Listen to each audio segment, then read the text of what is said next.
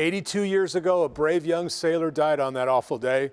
His surviving family never gave up hope of bringing him home to his small town in Red Cross, Kentucky.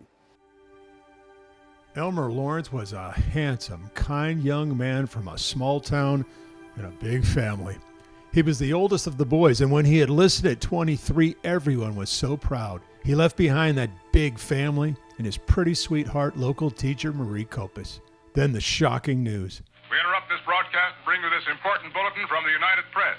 The White House announces Japanese attack on Pearl Harbor. Dead at 25. Entombed in the capsized USS Oklahoma at Pearl Harbor, December 7th, 1941. A date which will live in infamy. It broke everybody's heart. So even though none of us, hardly any of us that are living today knew him, we knew him because they kept his memory alive. They kept Elmer with all of us. Nashville singer-songwriter Sheila Lawrence fought long and hard to bring cousin Elmer home. She began in 2010 when the Navy started doing DNA testing in the Punch Bowl Cemetery in Hawaii. They started looking at the hundreds of unmarked graves of anonymous veterans. She actually visited the Punch Bowl while on tour. And when we drove in, I started having multiple cold chills. And I told Daddy, he's there. I know he's there.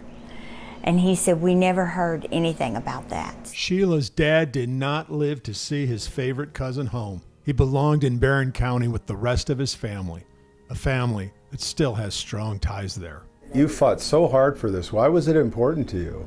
Well, it was important to my dad.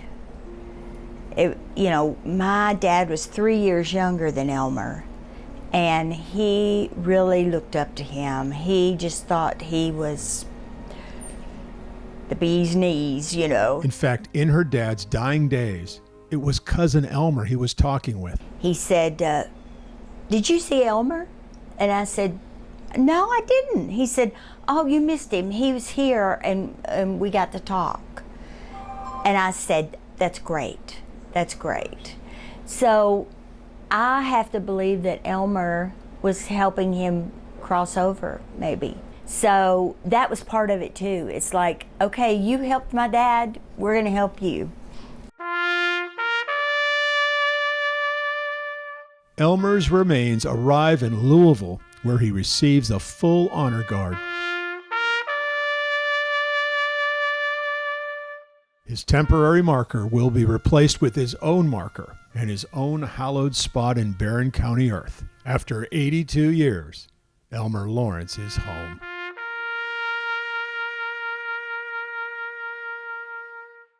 By the way, that pretty school teacher, Miss Kopis, she never did marry. I'm Dennis Ferrier, Fox 17 News, your Code Red station.